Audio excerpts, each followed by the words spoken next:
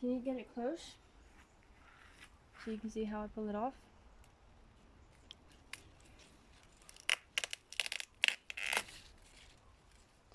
And it comes off like that.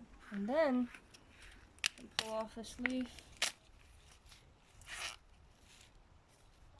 This one doesn't have too many bugs on it. And you can see that it's been properly pollinated.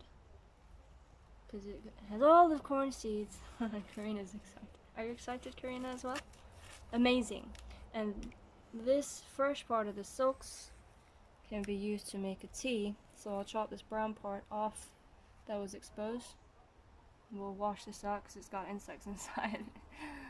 And yeah, but it's a beautiful cob of corn actually. It's still really white though. See, that's really premature. I wanted to wait so that's like matures a little bit more. The like cobs are all white. But if I pierce it with my fingernail and check it's watery as well, so that should be a little bit more creamy. But as you can see, because the rain has pushed down the silks, this part was exposed and insects are getting in there, so I'd rather just wash that and see if we can eat it now. Now I'm gonna pull another one off here.